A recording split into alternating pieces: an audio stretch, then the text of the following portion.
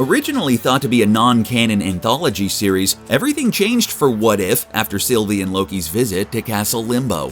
While it might mean a lot of chaos and most of all madness for the surviving Avengers, this also means the possibility of infinite MCU content for us viewers. Yay! The new Disney Plus animated series will bring to the small screen some of our favorite superheroes, while reimagining what they would have become if they had each taken a different path.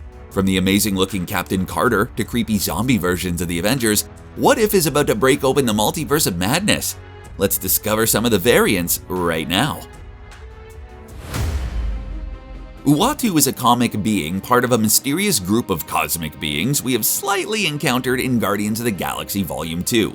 His job as Watcher is to observe the universe, or more accurately, now the multiverse.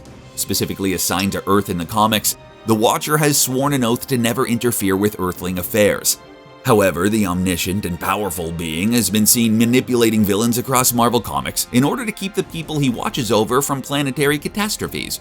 With him being so prominent in the latest What If trailer and introduced in the 2017 Guardians film, something tells me he will interfere one way or another in Phase 4, and most probably through Doctor Strange. One of the most surprising and promising things about What If is the arrival of Peggy Carter as Captain Carter. Returning as the voice of Peggy Carter, actress Hayley Atwell has been rumored to return to the MCU since the last time we've seen her in Avengers Endgame. With a buffer Natalie Portman confirmed for Thor: Love and Thunder, and the multiverse opening up, chances are we might just get a live-action Captain Carter. In her universe, she took the Super Soldier Serum instead of Steve Rogers, and became the pride of the UK as the English equivalent of Captain America. While Sam Wilson has become the new Captain America, Carter could easily come in and fill the gap left by Steve, and team up with Sam and Bucky in future MCU films.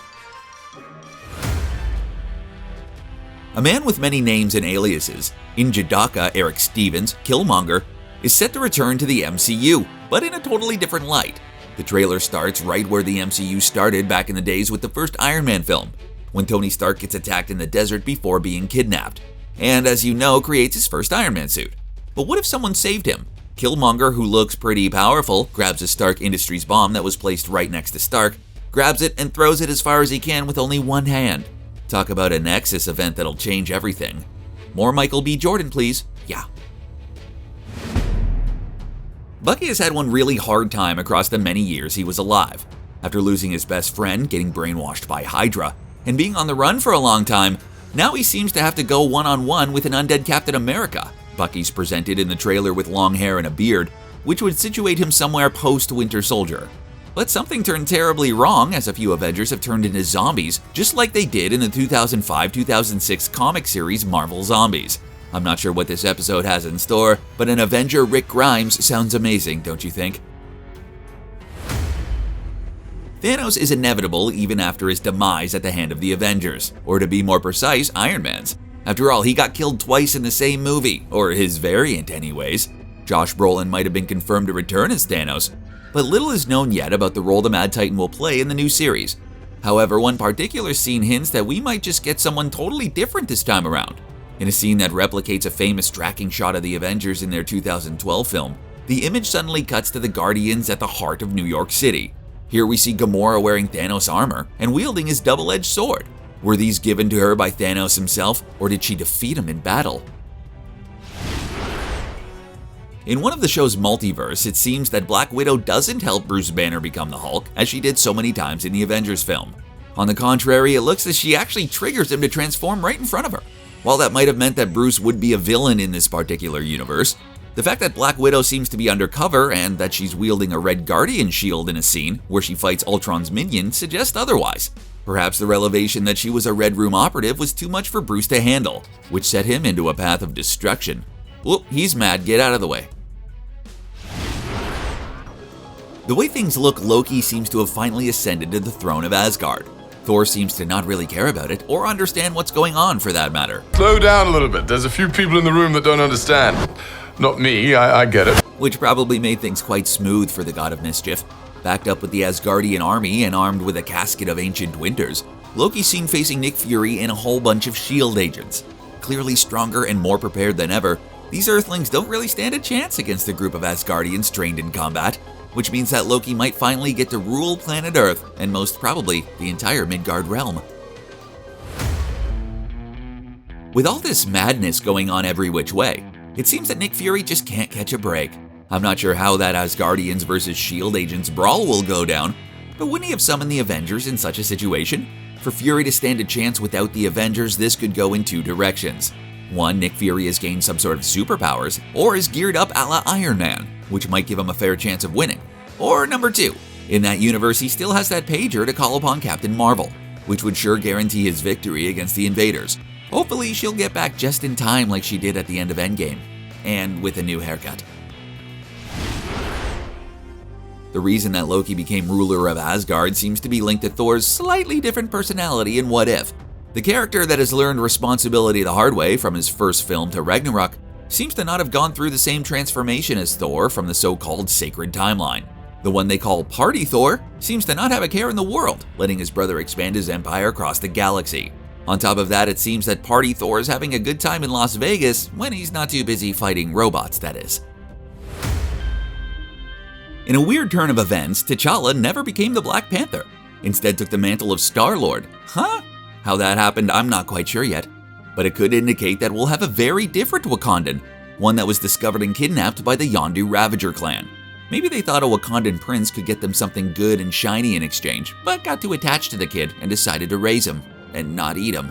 As Chadwick Boseman's last appearance in the MCU and final life performance, this Star-Lord will be one we remember for a lifetime. Nebula is another big player played by the original actress that will be returning in What If. Details about the implications of her variant character are still being kept undercover for the moment being. But Gamora dressing up as Daddy Thanos points out to the fact that the two siblings might still not see eye to eye in another dimension, or on the contrary, they allied forces under a less evil Thanos. Since most characters are still heavily changed in the series, we might get a glimpse of a non-cyborg Nebula, and a good one at that. A Lars might still be out there, with its now mixed citizens living in prosperity. We only got one quick shot of Clint Barton as he's aiming at something or someone. Since we know he gets zombified in Earth 2149, that scene might just be happening just before he turns. If this is the case, this could make for an interesting Bucky and Clint duo against the spreading zombie apocalypse. If an arrow in the head is all it takes to stop these creatures, as is often the case in the zombie genre media, Hawkeye's aim would have never been so useful. I'm not quite so sure what's going on with Scott Lang, aka Ant-Man's body, or lack thereof, but the thing is creepy. 40 years after being beheaded by Magneto, who threw Captain America's shield, his still undead head was found by the grandson of T'Challa. He's eventually given a second chance as his head is fused with the Wasp's old glass-domed suit. It's unclear how Scott Lang will lose his head or his body, but with his affiliation with the Wasp, it's pretty clear that they're going for that disturbing Frankenstein look or something close to it. Also featured in What If is the famous actor Michael Douglas, who played Hank Pym, the original Ant-Man. Since the multiverse seems to create worlds that are set in different times, like Captain Carter taking place in what would be the equivalent of her timeline's 1940s, we might get a retro Ant-Man in the mix. Since Michelle Pfeiffer is not set to appear, but Janet Van Dyne is slightly featured in the trailer, looking very ghoulish in the quantum realm, this might mean that her zombified self might be the origin of the virus that will spread across the timeline, turning our favorite heroes into brain-hungry villains. And chances are Hank will bring her back when he finds her, unleashing the hell that we glimpsed at in the trailer. Tony's father, Howard Stark, had a prominent role in the ABC series Agent Carter, so it's not surprising that he's set to return alongside Peggy, who now goes by Captain Carter. And this time he'll act as a pioneer Iron Man, wearing quite the heavy-looking armor as Captain Carter takes a ride on him. If there was an Iron Man before the Iron Man we knew today, does that mean that Tony would never become an Avenger in that universe? It seems like everything linked to Tony wants to prevent him from becoming the one who saved the world from Thanos. From Killmonger saving him from a bomb to becoming a zombie, it seems that What If is set on tarnishing the Stark legacy. How dare you! The Ravagers member Kraglin of Fonteri not only plans to show up in the upcoming series Thor Love and Thunder and Guardians of the Galaxy Volume 3, but also in What If, still a proud member of the Ravagers, he's seen side by side with their leader T'Challa as Star-Lord. And the rest of the gang. Since Yondu is still alive and well in that universe, He doesn't seem to have inherited the Blue Man's Yaka arrow, nor created a controller to better use it as he did in the films. Whatever happens, Kraglin is still one of the best pilots out there, and will surely be useful and hopefully on time when T'Challa needs a ride. Jane Foster has been out of the MCU for so long, most of us forgot about her thinly written character. But with the return of Natalie Portman in the MCU, things are about to get very interesting. In the Marvel Comics, Jane becomes the new mighty Thor, and goes on to become a Valkyrie. With pictures of a buffer Portman on set of Thor Love and Thunder, she's about to be given a way more important and fun role to play, one that'll surely be introduced in What If. But will she be a Thor from another universe, like Sylvie was Loki's female equivalent? Or will she be the Sacred Timeline's Jane who was playing with science, got lost in the multiverse, and gained a newfound passion for protein shakes along the way? The friendly rock dude Korg is back, once again played by director, actor, writer extraordinaire Taika Waititi. The variant Cronin born on the planet Raya might have a few inspirations from the Marvel Comics. You see, Korg was originally a villain set out to invade planet Earth, and since he's so jolly and friendly in the MCU, it would be quite the contrast to position him as the planet-conquering Korg. A more driven and evil Korg might just be a formidable adversary against some of the Avengers. You know, when he's not drinking and playing Fortnite. The Kree cyborg Korath the Pursuer, who would side with Ronan the Accuser during the Battle of Xandar, has been given quite a change of allegiance in What If. While we see him on T'Challa's shoulders by the end of the most recent trailer, he's also walking side by side with the Ravagers and seems to be one of the gang. The former Star Force operative is light years away from his portrayal in the live-action films, and he joins the good side. Well, that is if the Ravagers are the good guys in that universe. After discovering the magnificent world of shoes, bicycles, and ice cream in the world according to Jeff Goldblum, our buddy Jeff is back in the quirky shoes of the Grandmaster. While he lost his position of power in Sakaar, anything is possible for the character in another dimension. After all, Goldblum finds a way. Also known as Endui Gast, his comic book counterpart is much more scary, even going to the extent of challenging Kang the Conqueror. Wielding the power primordial, which is leftover energy from the Big Bang, the being as ancient as time itself might just become one big problem for everyone in the multiverse thanks to Sylvie opening the gates, and maybe even Wanda altering reality. Yondu returns, and he seems to be in a way better mood and a way better mentor to T'Challa than he ever was to Peter Quill. The two genuinely seem to actually get along. He comes back with his trademark whistle and Yaka arrow, and a calmer demeanor. While I'm happy to see him back and breathing, I kinda hope Disney would introduce an actual Mary Poppins Yondu, as "I'm Mary Poppins, y'all!"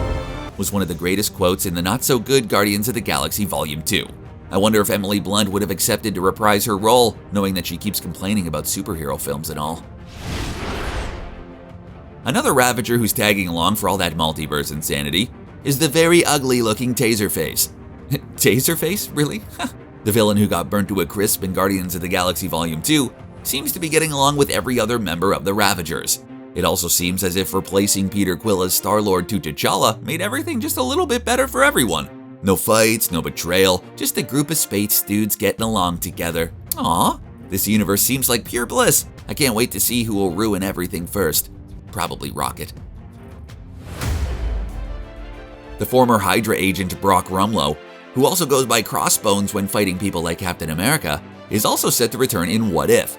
While the character did not have a lot of time to shine on screen, the undercover S.H.I.E.L.D. agent appears as an alternate 2012 version of himself in Avengers Endgame. I wonder what would happen if Rumlow was an actual agent of S.H.I.E.L.D. A double agent who infiltrated Hydra as he faked infiltrating S.H.I.E.L.D. might just have thwarted Hydra's plans and changed everything that happened post-Captain America the Winter Soldier. In the glorious year that was 1986, Marvel released a very strange movie called Howard the Duck. The film was such a flop that the poor anthropomorphic bird just disappeared from popular culture. That is until he appeared in both Guardians of the Galaxy as the collector's rare prize, and in Avengers Endgame as he joined the fight against Thanos after the blip.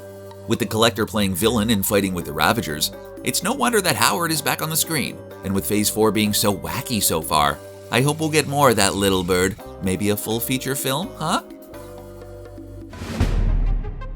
The man who lost an arm to Ultron and his life to Killmonger doesn't seem to be stepping down in another universe. Ulysses' claw might be a major pain, But him getting betrayed over and over only for doing his job is kinda unfair, to be honest. You know what would be great? Seeing some of these characters in everyday normal settings. A sort of slice-of-life Marvel episode. Think WandaVision, but without all the dark madness. On another note, Ulysses having all those cybernetic enhancements might just be an interesting variant of Iron Man. What do you think?